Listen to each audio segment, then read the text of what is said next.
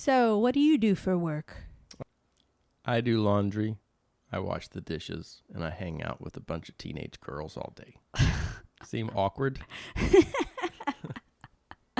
So, you're just a stay-at-home dad? Oh, I'm more than just a stay-at-home dad.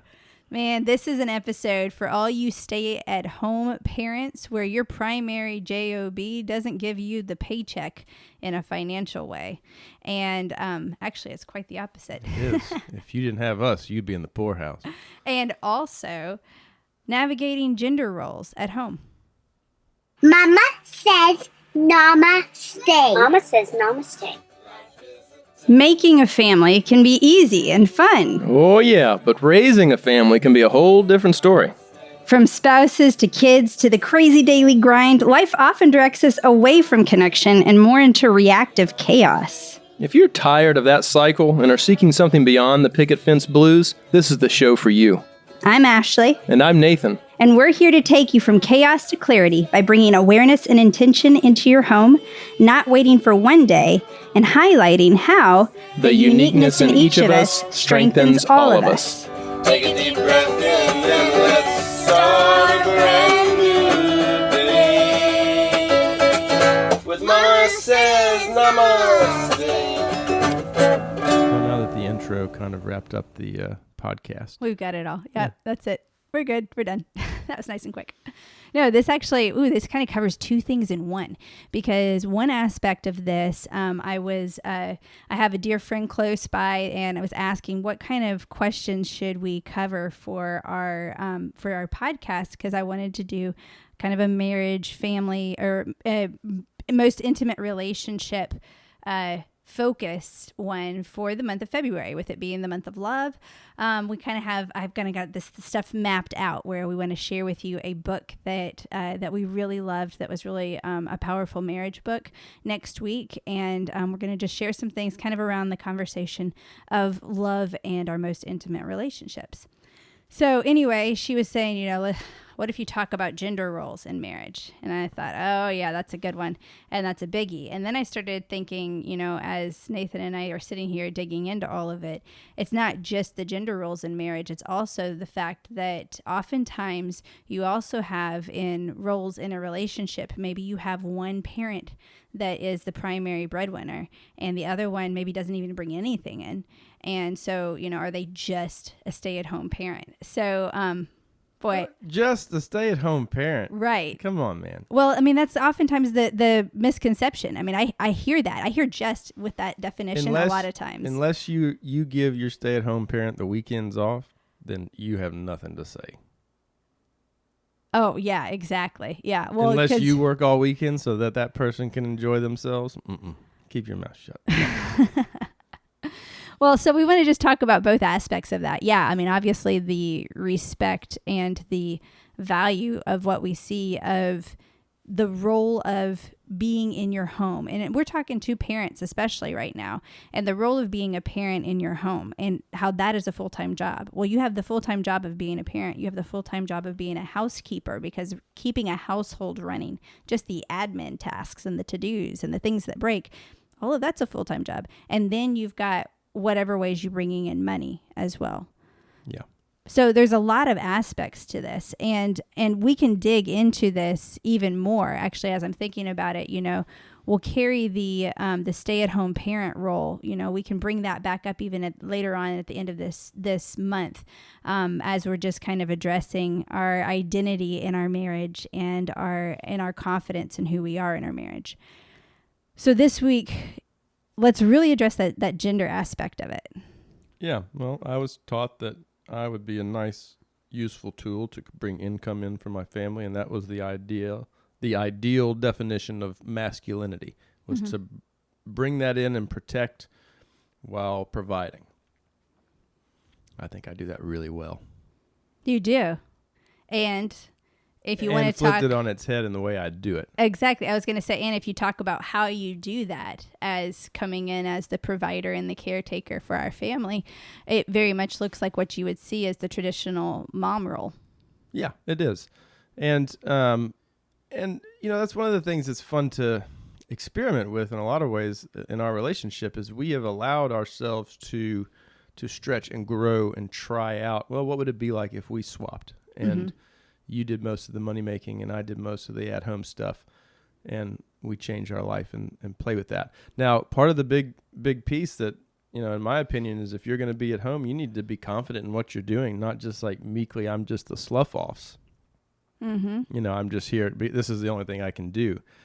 I think that that's really not, we were doing a course where confidence was really important. What were the words we used? It's a parenting course. So we're taking a parenting course because as we say on this all the time, we always want to continue to learn. And I'm looking at it for, what insights we can gain and how we can better understand to help others as well. And so he asked, as a parent, which is more important? Maybe not. Competence. There it was. Competence, competence, or confidence. Confidence. Boy, it's hard to make it sound clear. Competence or confidence, which is more important as a parent? Oh, and confidence, hands down. And I think that's what gives me, comfort when that question comes up. And, I'm in a group of guys and they're all talking about how they, long haul truck or, catch lions for a living or, whatever they do. And, I said, well, I'm a stay-at-home dad, or, I don't work as in the normal sense. Now, I also kind of pull in, one of the things that we also do is we rent our houses out with real estate. And so a lot of times I'm heavily involved in that as well. And so, that's part of what I do in the greater scheme of things. But, my daily day is grinding egg off a plate and helping with confusing math problems and dealing with disagreements. Yeah, weeding, cooking. Yeah, those sorts of things. And I love it. It's funny that I never thought that I would really, people ask me, do you miss real estate and the grind? Man, I don't. I love it. I loved what I did, and I would do it again in a heartbeat. I would, but if you asked me, which would you rather do right now? Y'all can sell those houses. Raising children is it's one of the most important things you can really do. And I remember it's one of the most draining and most rewarding things you can ever do. Well, I remember working for people and they were giving their life to a company and trying to encourage us to kind of do the same, but always saying family is first, Family's first, you go home, take care of them, and then come back to the office after 11 and work from 11 to 2. Yeah. I mean, it was, to me, I was curious, what would it feel like if I really gave family first and gave them my 100% attention? And they really liked it, surprisingly. I keep asking them, you want me to go back to work? Absolutely not. Get your mama off the grind.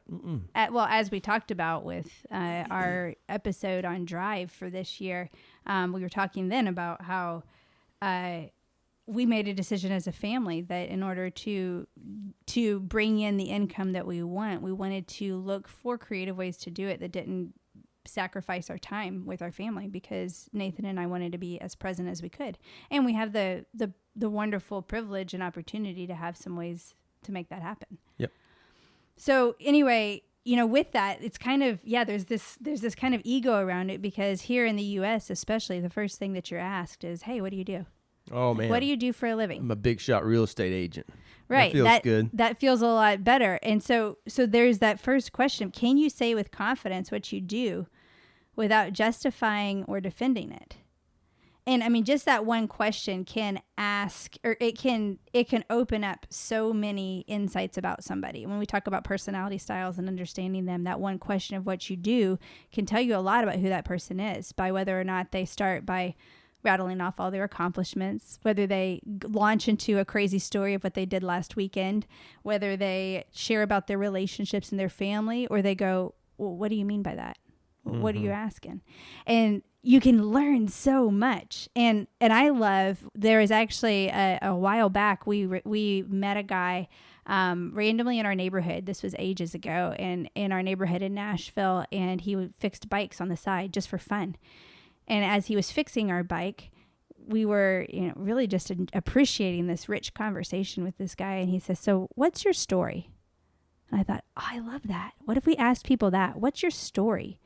I think about the richness of that, and I think about how in-depth you can go, Nathan, with what's your story about what you do every day and what lights you up and what excites you and what drives you in life and what you, what your greatest hopes are. All of that boy, that's so much It's a more loaded question. enriching than,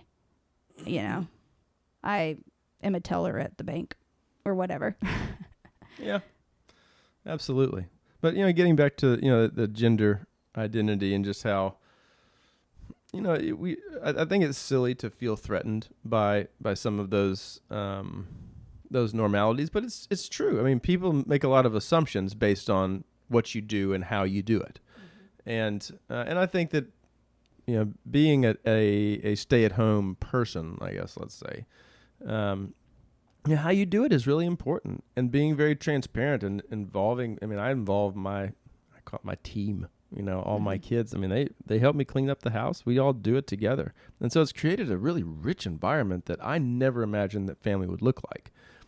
And I'm really happy that it looks this way. It's a different version that I really wasn't anticipating in the formal models that you and I were given, mm-hmm. where I go to work all day and you stay at home and raise the children and cook and clean. And that's what fulfillment was for us. And we were both on that path mm-hmm. very easily. Well, and I think that, I think a big part of this, and this kind of goes in with the buzz of the culture right now, is looking at gender identity and where we identify. And I know this is a whole can of worms. I mean, we have a whole generation of kids that the first thing that our kids were asked at camp was, what's your pronoun? And there's a lot of trying to figure out this need to identify where we are. Well, we see a lot of fluidity in the masculine and the feminine, not being a hard stop of black and white, but a lot of gray and a lot of opportunity. And I strongly believe there's both in each of us. Well, I was going to say there's also things we don't explore in ourselves because of some assumptions that we make. Right. And I guess that's what I'm trying to say is that I believe there is the masculine and the feminine in all of us. And it's just a matter of, where we fluctuate on that spectrum. And the reality is, with Nathan and I, with our personality styles and with who we are, I mean, I am very much female. I am proud to be a woman. I am grateful for my femininity. And that being said, there are a lot of my approaches and my my behavior that is way more on the masculine side. And I'm more in the middle than what, I'm okay with being more in the middle, I think, is what I'm saying with that. I can't imagine that having anything to do with being raised around brothers and right. working with your father. Right. I mean, I'm surrounded by that male culture, and I fit in that male culture really well. But when you were raised within a feminine culture, though. Yeah, I was raised with the expectation to do that. Yeah. Now, and this is where it gets hairy. It gets complex. And I question sometimes us jumping to identify it. Why do we have to necessarily label and identify it? And I know that's going to open a whole other can of worms. And we've gone deep in these conversations in our household and really looking at understanding the need for connection and community and acceptance, while also being careful about slapping a label that says this is who I am, when we're still exploring who we are. And I think with us, as far as our gender fluidity, we don't think of in our household, when we think of any kind of roles in our household, and this is something that Clara actually pointed out in a conversation that we had one time. She's like, I don't identify a gender to things. Our actions in our household are actions in our household to make our household run. It's not a male job or a female job. It is a job that needs to be done. And we as a team and as a community and as a family are going to work together to do it. And it makes a lot of stinking sense for the best. That's not true. We clean in two different ways. You're a house cleaner and I'm a janitor. But what do you mean? Well, you see how we frame it. Like you take one job, clean the house, which would be formally, you're cleaning a building, period. Yeah. But if you're cleaning a house, you're typically a woman. And you're typically, that's the maid. It's the house model. Cleaner or the maid and then the janitor. But there's still a job for men that's called a janitor. And it seems, So again, we get muddied up with the labels. But really, when it comes down to it, the house needs to be cleaned. And I don't care what you call it. We care about the place we want to create a home. And so we'll clean it together. Yeah, the We job throw needs to out get the done. rules. Ultimately, we don't worry about who's responsible or who should be. Now, I don't sit on the couch all day on Sunday and watch football and have beers brought to me by others. I mean, I'm not that kind of person. So, I mean, there's people that have chosen to live in different ways and enjoy themselves in different ways.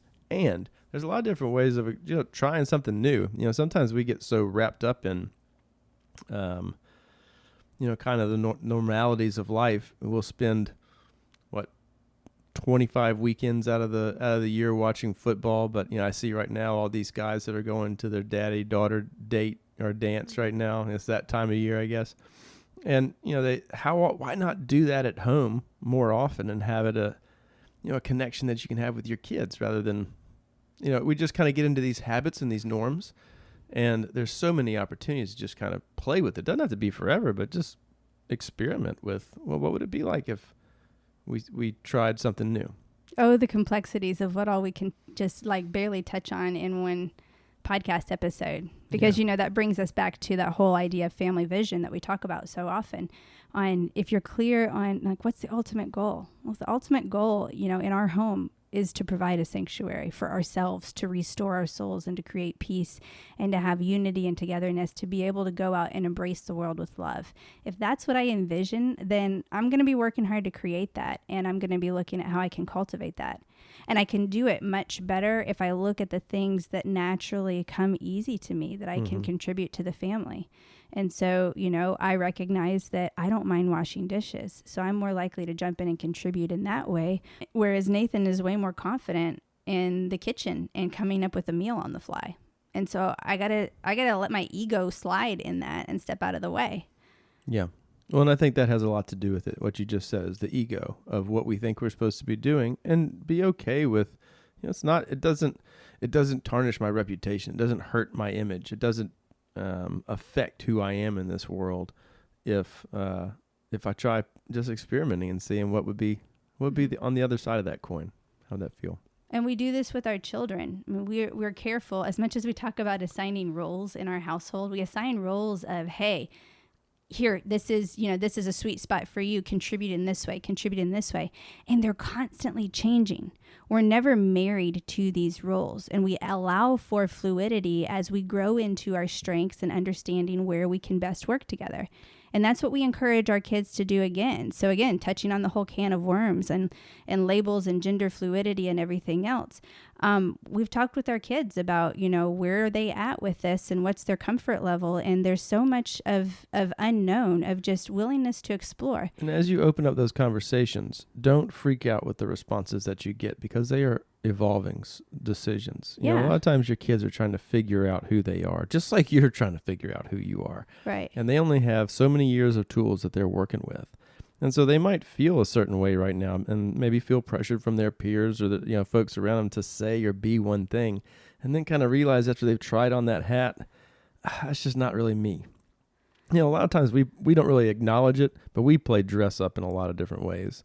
And sometimes we don't give ourselves permission to explore all those options. We either say we're going to we try either these. have to make a stance and a statement, or we don't do it. And we believe that it's okay to have some grace in the muddy. It's okay to have grace in the gray and figure out what works. We're talking about raising families. I'm still figuring out elements of who I am and gaining new insights and growing deeper into wisdom at 40. How can I expect my 10-year-old to have her whole act together? I'm going to give a lot of grace. Because she has a 40-year-old mother who has her act together. And she's been, Right. We all have our own journeys to go down. And so as we look at our family and the debate about gender role, or the debate about just a stay-at-home parent or not a stay-at-home parent, or, what your contribution is or anything else, it boils down to, what do you want your family life to look like? What is your safe place and your sanctuary?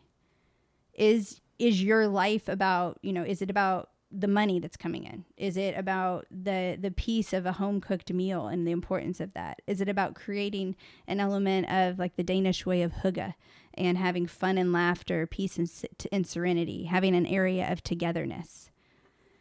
So we want to open the door for conversation. not give you an answer, and definitely not give you a label for where you should be or what role a man or a woman or anyone else in your home should do, but more along the lines of looking inward and thinking, what makes you come alive? What do you dream of home of being, and how can you positively contribute to that? Yeah. How can you add to and cultivate that in your home? Well, I think the other thing just to add at the end is, nothing is forever. I don't see I see this as a beautiful season that I've had and the opportunity to be at home with the people that I love the most, the people that I tell the world that I love the most. Mm-hmm.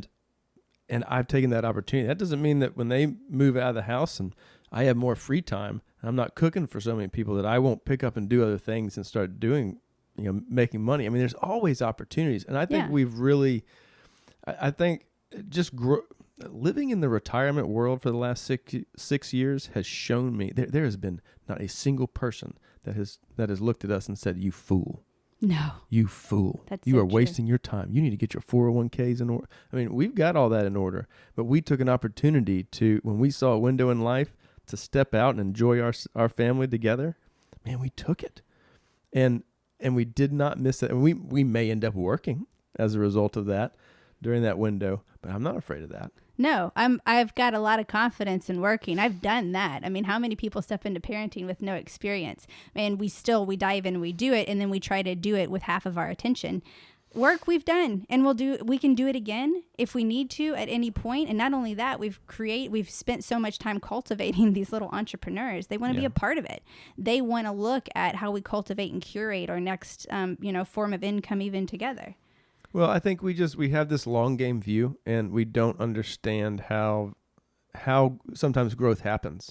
Growth can happen really, really fast. I mean, even think about your dad. He started his business in his basically 50s. He had grown children. At 41, at the exact age that he was, as I am now, is the year that he lost everything. And he took our family $430,000 in debt, and we lost it all.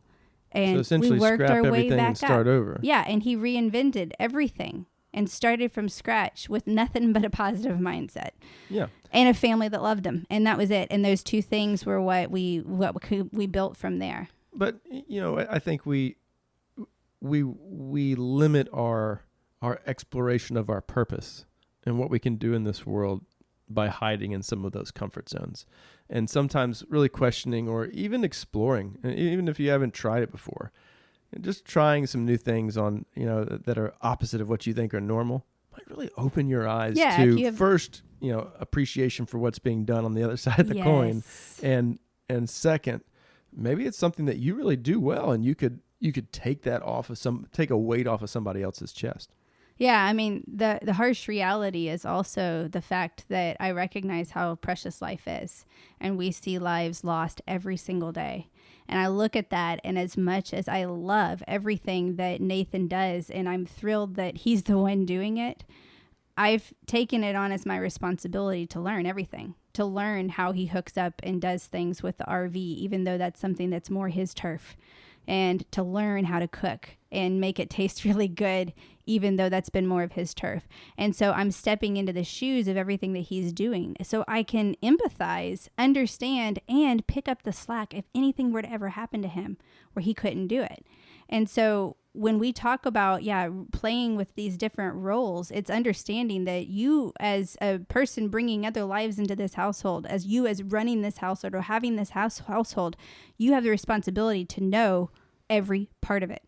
Do your research, know what it takes to do the different things to run that household so that you can better understand how to best support each other in it. So create an area of sanctuary together as a community, as a team, and as a family. And what you do to support this is most likely going to change throughout your life as your children are going to grow and change, and their roles in your house are going to change. But the common theme in this is your family vision. That gives you what your focus point is to go back to always look at, is the life you're living reflecting that desire? The more you know, the more opportunity you have to learn more. Focus in on what you are in control of. What are your strengths right now, and how can you apply that to the vision for your family? Go up to someone this week and ask, what's your story? You might be surprised what they say. Right. And go beyond a paycheck. Go beyond your shoulds and look at what strengths you bring to your family right now. Explore, play, have fun with your family, and seek to identify this week how the uniqueness in each of us strengthens all of us. Namaste. 1, 2, 3. Up with the rising sun, already on the run. Mama says namaste. Life is a tangled mess, and you don't have to stress. Mama says namaste. 'Cause today I will stand up and be all the change that I want to see in this world. Boys and girls, you gotta have to stand up to be free. Namaste in your home. Take a deep breath in and let's start a brand new day. With Mama says namaste.